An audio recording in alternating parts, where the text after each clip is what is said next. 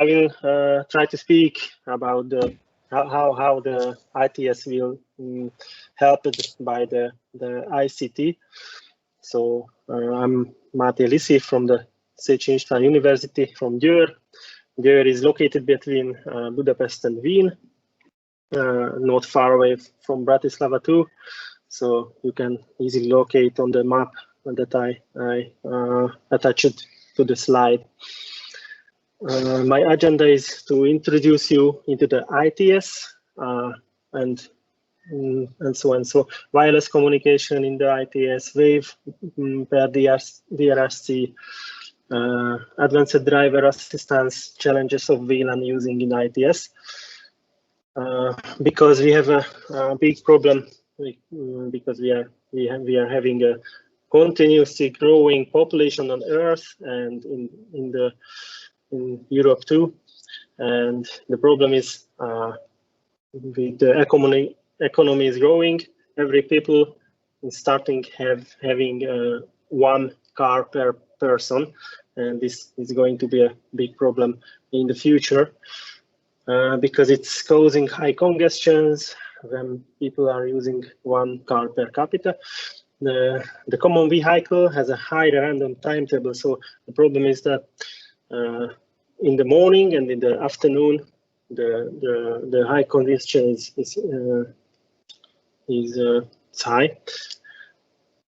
So the drawback is the consuming, the pollution, as the people are traveling into the same direction but in separated vehicles. It means everyone is sitting in the car alone and not using the mass transportation. So it means high consumption per person, compared even to the planes that you are taking to when you are traveling away. Of course, most of you don't go to work by plane, but by the car. So it means that we are using a lot of fuel and generating a lot of pollution.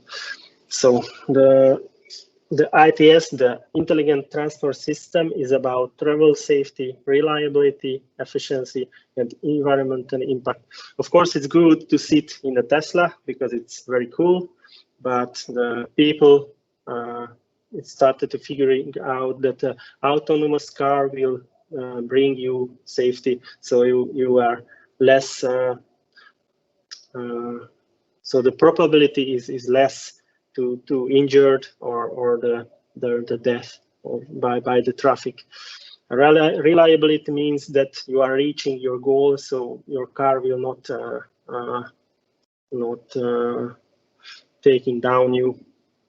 Efficiency means that, for example, the applications like Waze is leading you on the shortest road possible or the fastest road possible, and these two words are not even the closest. So maybe the efficiency is the shortest road, but in the other case, the efficiency is the fastest road. It depends on the time of the day and so on and so on. And of the environment impact is about how much pollution I'm generating with my car. So the European Union goal were the 15,000, maximal 50,000, 750 deaths per million injuries, but we are not near in this number. I updated the last number in 2019 is 22,800, so we are not near in the goal. So that's we have to step up and develop. We have to develop the ITS system. So what causing accidents? For every death, there is 4 permanently disabling injuries, 80 serious injuries, 14 minor injuries. So we are not talking only deaths on the traffic, but as you see, injuries. And the main reason of the accident is us, the human error. When we are sitting in the car, even when you are slept well, you are not as best as a computer will be, because you may recognize a hazard not in time, or you are judging the turning direction in the false direction, and causing an accident. So that's why the leadership of the European Union said that let's take steps to these decisions giving to the machines. Most of the accidents are, as you see, rear-end collisions because the people are not taking enough distance between the cars, and it's very occasionally thing. So what is ICT means? Because this project, the SmartSoc is in the ICT sector.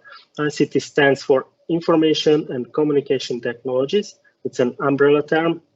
It's an umbrella term because it refers to technologies that provide access to information. The access is realized through telecommunication, and ICT includes a lot of technologies like internet, wireless IP networks, the handheld mobile phone systems, and DAB, DVB-T. When you are sitting before the television and turning it on, it means the DVB-T. When you are turning on the radio in your car, it's a DAB, and so on and so on. So these are multiple technologies and below the umbrella of the ICT. So information and communication technologies in different contexts, like in entertainment, it's like the DVB-T. When you are turning on the Netflix, it's a ITC-based entertainment application. ICT is in education. What we are using now, it's based on the internet, and we are using an application named Teams. ICT in healthcare, for example, when you are pushing the button on your telephone and it starts to call an ambulance immediately because you have an application of emergency.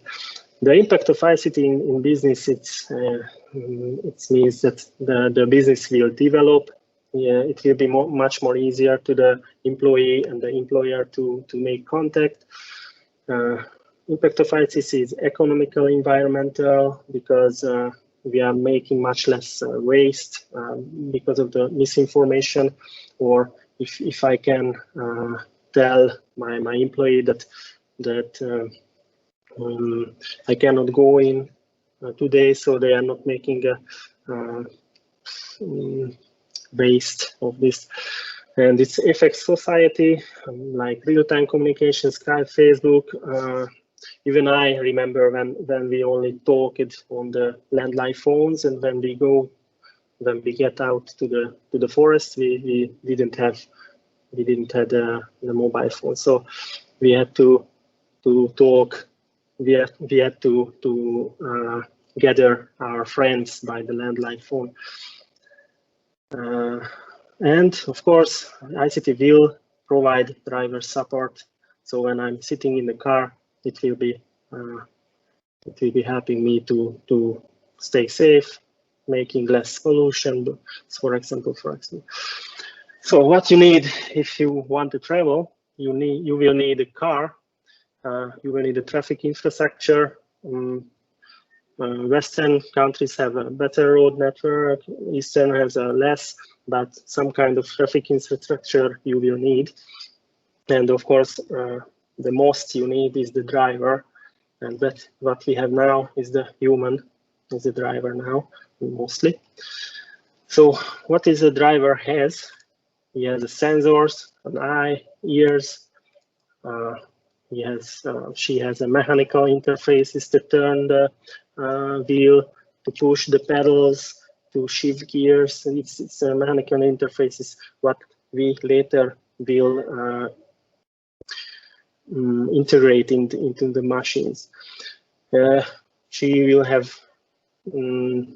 She has a computer to make decisions because there is incoming information, and you have to drive the mechanical interfaces to a good direction.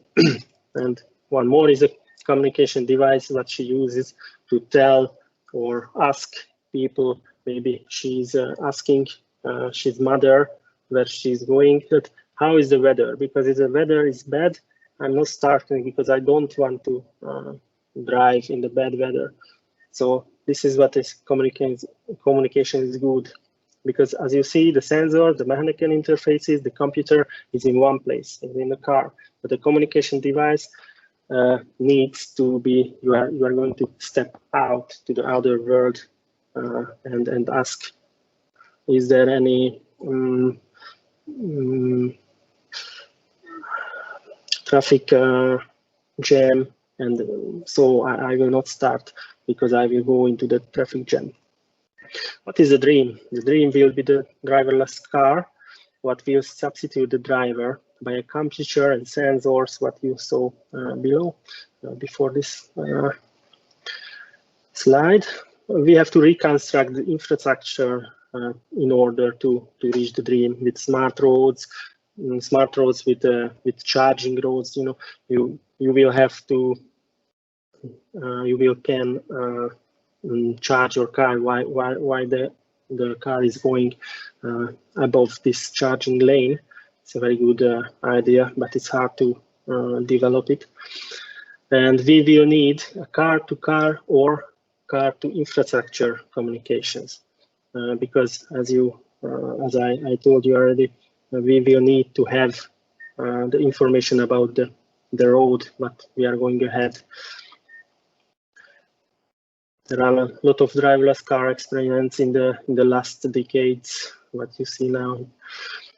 What is the steps of the car development? The aim of the car development is to produce a driver support system, what we already have now. It's we already had some sort of low-level driver support system in the ASR or the ABS blocking system, anti-blocking system.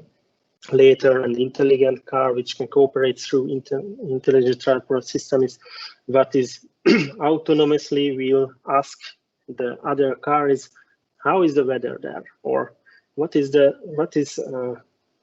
you can see behind the building, is there any traffic jam? And if the other car will say, oh yes, don't come here, my car will not go there.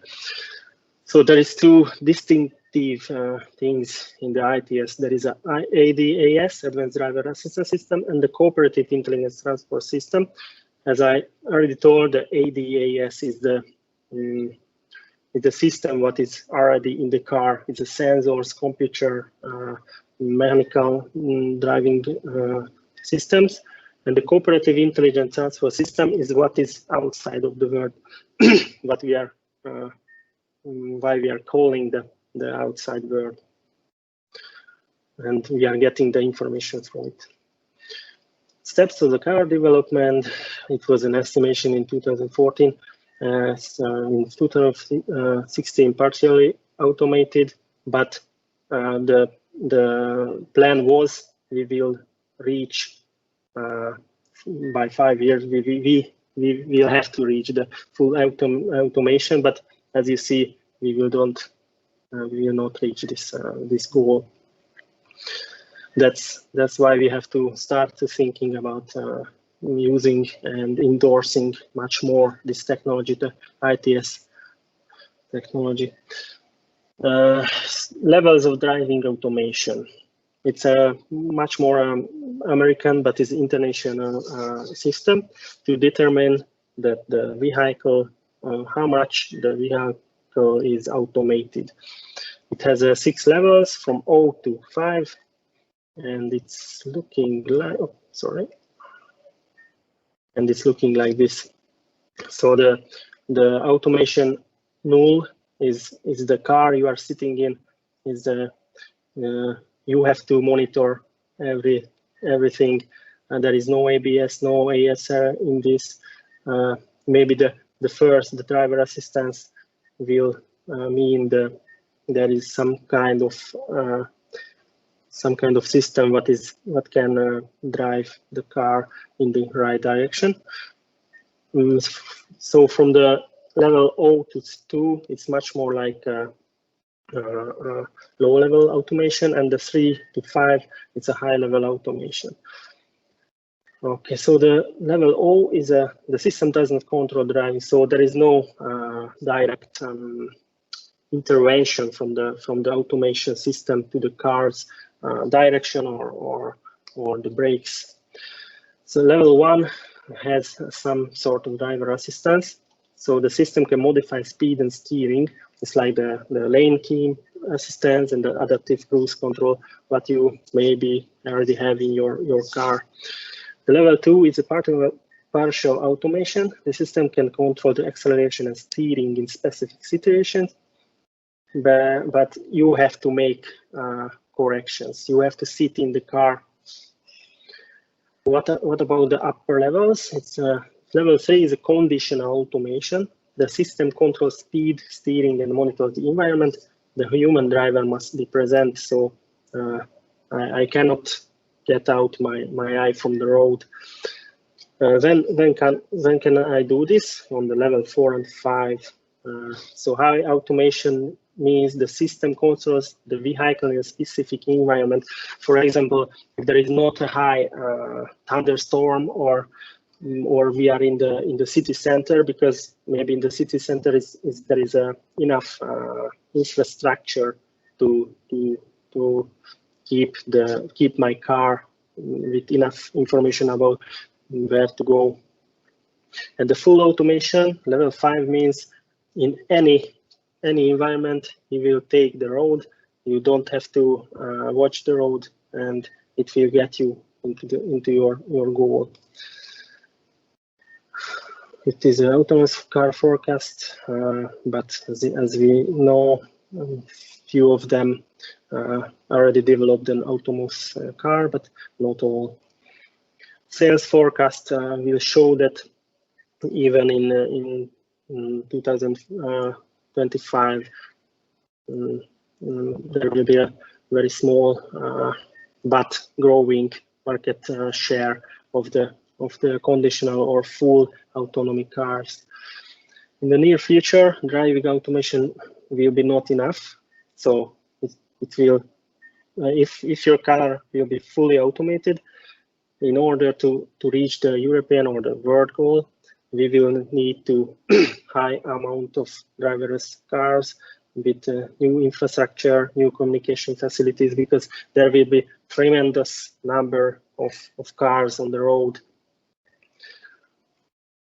And with this, we are reaching this with the help of the intelligent transport system.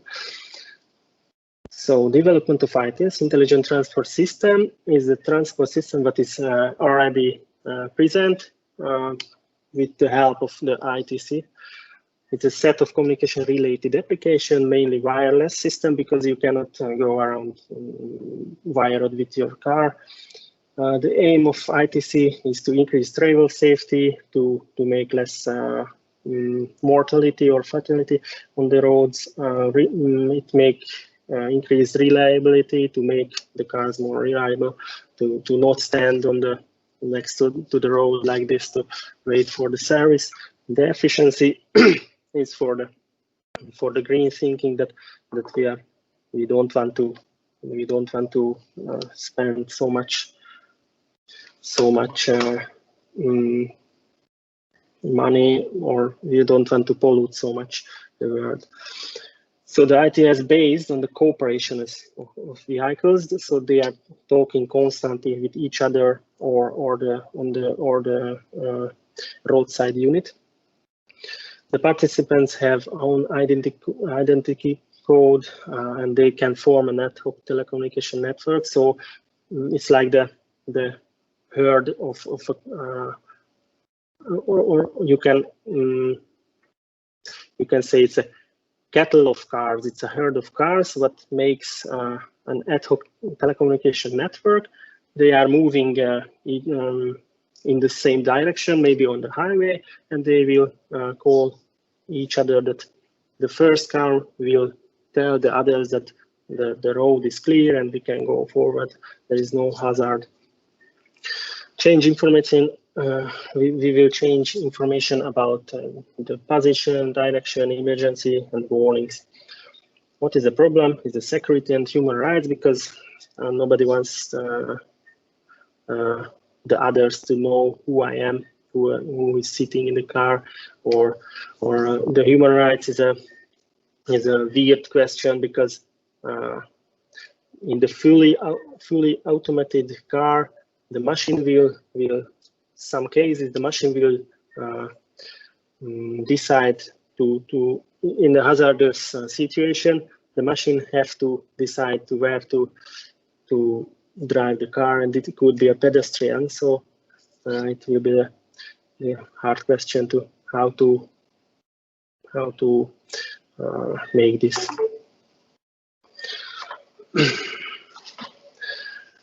ITS technically based on SRD devices is a short-range device like your Wi-Fi router or the Bluetooth in your telephone. With this communication range, it could be tens or hundreds meters, and it will be enough to ask the car in 1 kilometer away that anything is okay. We will try to exclude public mobile network-based service. It's not about money. It's about capacity, because it have a capacity, and if I'm letting 1,000 cars in the city who are trying to start to communicate on the same communication channels, it will be causing full capacity. So that's why we will try to avoid. We cannot avoid fully, but we have to try to avoid the 5G based communications or the other how they call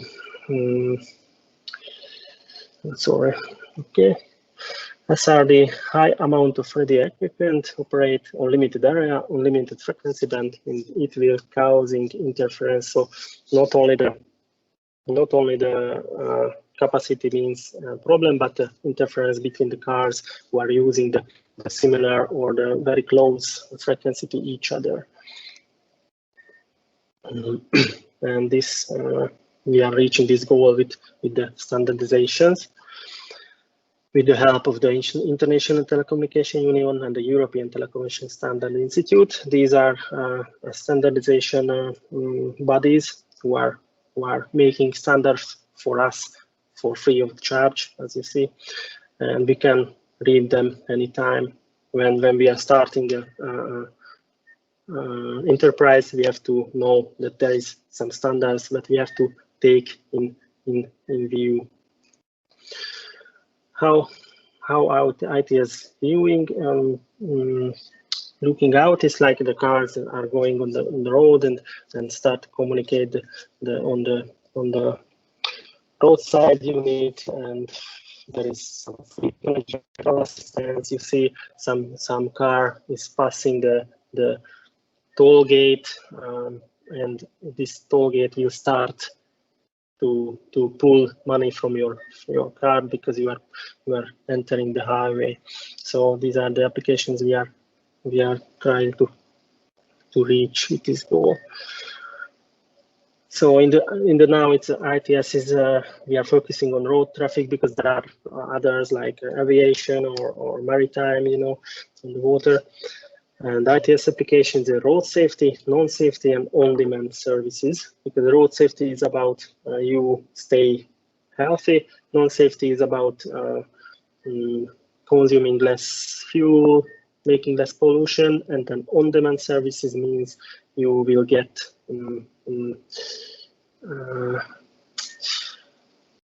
advertisements, and maybe you will get some information about your friends, so it's on-demand services. ITS standardized communication demands applications, but this is not technology. It's not determines what technology you have to use to reach the goals, what the ITS standardizes. So it's like there is a book that's written, okay, you have to do this, but I don't really care how you do this. Communication in ITS is a vehicle to vehicle, vehicle to infrastructure, infrastructure to vehicle, and infrastructure to infrastructure. So there is a lot of, this is a big mesh to use to exchange information. So the message types can be dedicated, like DSRC, or broadcasted, like warnings about big thunderstorm coming, or the collision happened on the highway. So this is like car-to-car communications. Looks like you are going to the highway and some of them coming, and you can exchange information because the car were in your goal city, and he can tell you that how is the weather, or how was 1 kilometer away the were there collision or something else. Question related to ITS. What kind of telecommunications can be applied in the ITS? Heavy enough radio frequency spectrum for communication in ITS? What about the impact of interference? What kind of information shall we transmit? Which bit rate we need to use in ITS communication? So on these questions, the ETSI TR technical report can give answers. That's why you have to know a bit better the standards if you want to start to work with the system of ITS, with autonomous cars, or some kind of this. So there are applications, as I said earlier, the cooperative road safety, cooperative traffic efficiency, cooperative local and global interest services, similar than I already said. The cooperative road safety is about you are staying healthy. Cooperative traffic efficiencies, you are reaching your goal fast and using less fuel. Cooperative local and global internet services is maybe your kid or you will be watching a movie while you are driving your car to your goal. These are the simplified ITS environment. I will switch these. This is a use case. It's, for example, one car is pushing the brake because there is an animal, because the animals will be not automated, so they will not know where to go. So the autonomous car will push the brake. It will immediately send out a message to the other cars and to the roadside unit, and the others will get the information. Oh, I have to make it slower because somebody had to emergency brake before me. And there are a lot of else use cases what we can observe in the use case. These are pictures from the standard, so they trying to make a lot of effort to these standards. So I have half a minute. I will talk about maybe the frequency spectrum, what we are using for transferring the information on. So as the visible light is similar the radio frequency, we are replicating the radio frequencies to make the information from one car to the another. We have to know that these frequencies are governed by the World International Telecommunication Union, and in the below level with the national level, your country has an authority who is deciding that which frequency is going to which provider. So as I said to Peter, I will not finish because there are a lot of things in the ITS, and but if you will need this slide, you can download from Peter's side from the Teams, and you can anytime question me about what you heard. Even on the Teams, you can contact me personally and ask me for about slide per slide. But now I don't want to. I would not like to rob time for you for this matter. Okay, so I'm giving back the... Thank you very much, Mate. It was very good introduction to the problematics. Sorry, it was very fast. I think students and teachers, we can find interesting points there. So, as you said, I will share your slides on the Moodle and same in the Microsoft Teams. And we have one question from Klaus. I can see his hand is... So please, Klaus. Yes. So now I had problems activating my microphone. Yeah, one question. How up to date is this standard? Because when I look at Waymo or Tesla, I'm not sure if they are adhering to the standard, because they are definitely the two systems, the two operating systems that are, my point of view, leading the autonomous drive initiatives. And they are certainly using, or as far as I know, I'm not an expert, but they are not really adhering to the standard. So how relevant is the standard when actually the two big players are not using it? Yeah, you know, the standards are only just showing the way how we European government are expecting you to act. So it's not a standard that you shall follow. It's a standard that it would be good if you follow. You understand? So yes, of these course. standards. But the question is, I mean, how relevant is it? If government, if policymakers, if politicians or administrators in following politicians' work create a standard that actually no one will follow, I mean, then it's not a standard. Yes, as I see, it is very low relevance between the standard and real life now, because if somebody is developing now a car, an autonomous car, he will use an inside standard, and he will contact the local authorities directly, and they are only using the European standard, like showing the way or some kind of this.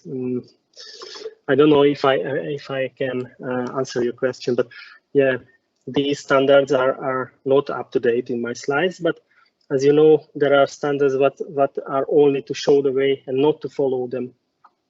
And the second question is now, if the two big players, or now later, very late, the German players like Volkswagen or even Daimler, they are now, you know, yesterday they presented I think a level 3 car, the S-Class. They are using their own standards. So now how are they compatible? So they're actually not following the standard that cars are interacting. They're following actually the mode that every car is totally autonomous, recognizing other cars independent of the standard they're using. So the whole policymaker idea of the cars interacting is basically out the window.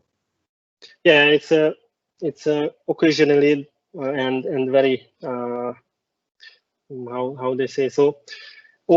It's very often that the standard will follow the market and not the other way. So the government will have to change the standards to the not like for the money or for the lobby, but for the practice. Okay. So it's like this, I think, because I'm working with other standards in the radio frequency area with the electromagnetic compatibility, and for example, the limits are not the same in the distinctive frequencies. What means that somebody went to the standardized body and told him that please make the limit much higher because I cannot operate my system. And so in fact the standard is not standard setting, but the standards are trailing practice, actually, you know, real life. They only report what happened before. It has to trail. Okay. Thank you very much for the question. Yeah. Thank you for your discussion. Istvan is waiting for his lecture, but I can see that Emeshe has probably a question. Hello, I just have one question. I really appreciate anything which make me a better driver, but what about passion for driving? So yeah, there was a question about driving, and the 6% of the people wants, so only the 6% of the people wants to eradicate the driving. The other people, the half of them are saying that it's not a big problem that I cannot drive, but the majority says I want to keep the enjoy of the driving. So we have to make a consent here. But if you are thinking about that, yeah, I will be hard that people are dying and it's a high rate of fatality on the roads, that we cannot keep the entertainment of the driving because I like to drive, because I can cause an injury to the other people, because the machine is a better driver than I am. And I think in the end, I don't know, in 100 years, you only can drive on the with go-karts or some auto museum. So this will be the future. So it's like driving the plane or the bus, because you cannot drive the bus because the bus driver is driving the bus, and you cannot drive the plane because the pilot is driving the plane. So this is a similar question with cars, that we are going toward to losing our right, and we will lose our rights to drive some ages.